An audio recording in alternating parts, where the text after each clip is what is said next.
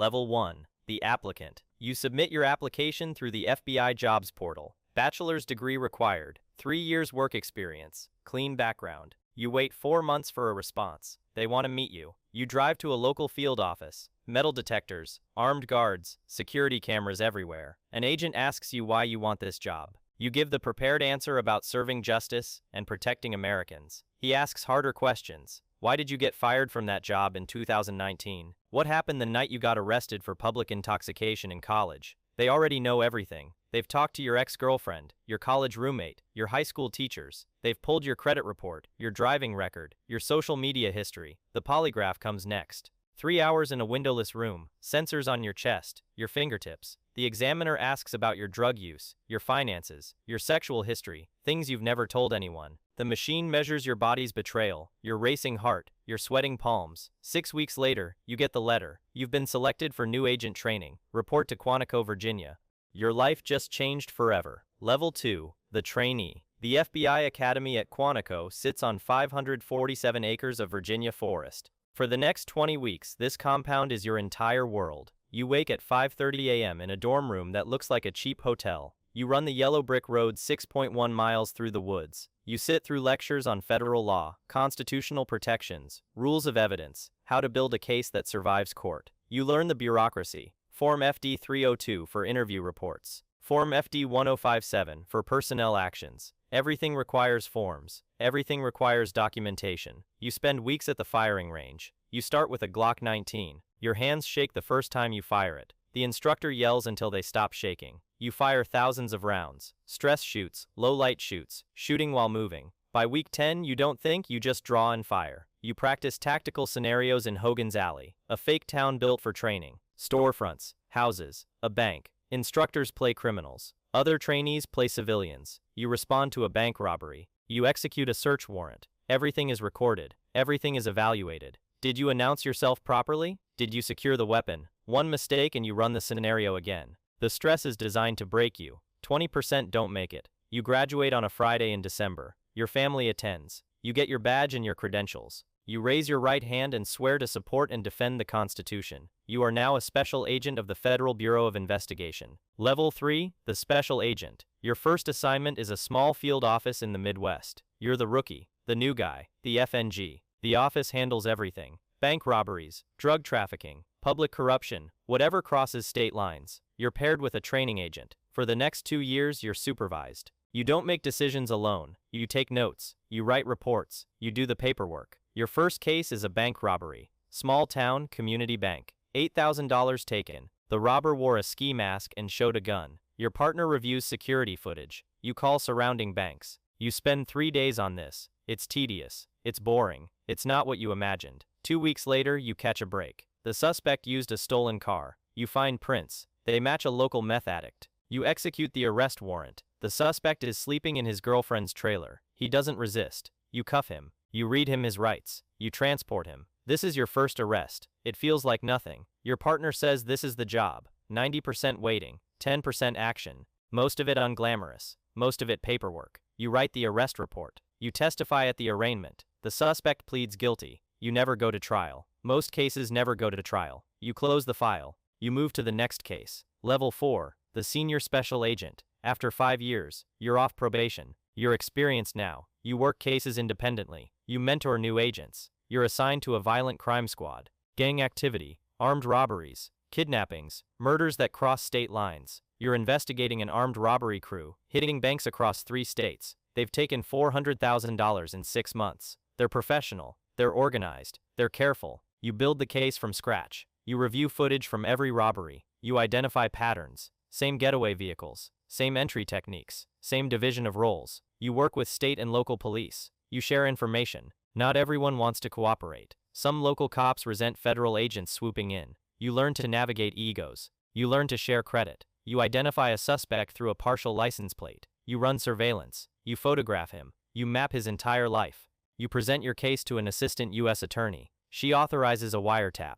You listen to phone calls. You hear them planning the next job. You set up on the bank. 6 agents, 3 vehicles watching, waiting. They arrive. They enter. You wait until they're inside. Then you move. You block their escape route. You draw your weapon. You order them to the ground. They comply. No shots fired. You arrest all 4. You recover $200,000 in cash. You seize 3 vehicles and 4 handguns. You testify at trial. The jury convicts. You're proud of this one. This one mattered. Level 5. The supervisory special agent. You've been an agent for 12 years. You're promoted to supervisor. You run a squad now. 10 agents report to you. Your job changes. You're not chasing cases anymore. You're managing people. You approve operations. You review reports. You deal with personnel issues. Agent Smith drinks too much. Agent Johnson is going through a divorce.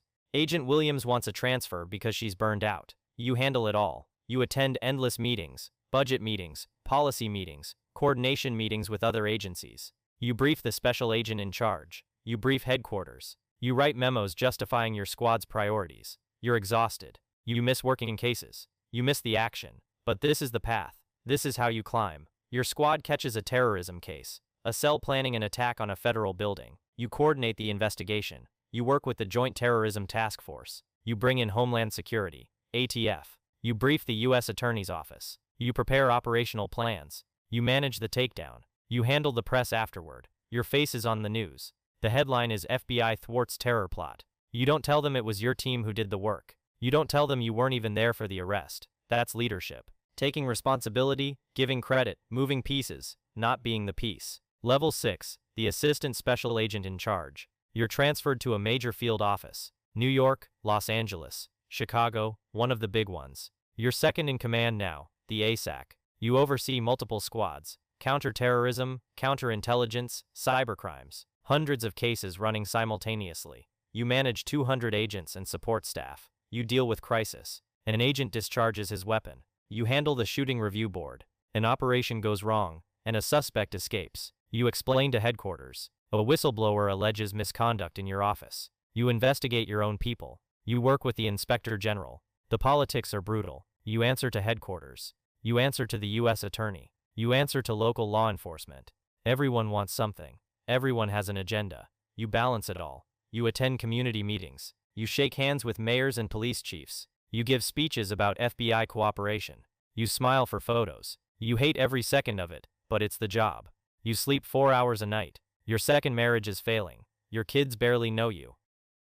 You've missed birthdays, holidays, school plays. You tell yourself it's worth it. You tell yourself you're making a difference. Some days you believe it. Level 7, the special agent in charge. You run an entire field office now, the SAS. This is the pinnacle for most agents. You oversee operations across an entire region. You command 400 people. You manage relationships with senators and congressmen. You testify before committees. You defend your budget. You make decisions that affect national security, a terrorist plot, a Russian spy ring, a Chinese intelligence operation. You approve operations. You kill operations. You decide what matters, what doesn't. Every decision has consequences. You approve a raid. It goes wrong. An agent is shot. You attend the funeral. You give the eulogy. You tell his widow he died serving his country. You don't tell her you approve the operation. You carry that weight. Level 8, the executive assistant director. You're at headquarters now, FBI headquarters in Washington, D.C. You've left the field behind. You oversee an entire branch of the FBI,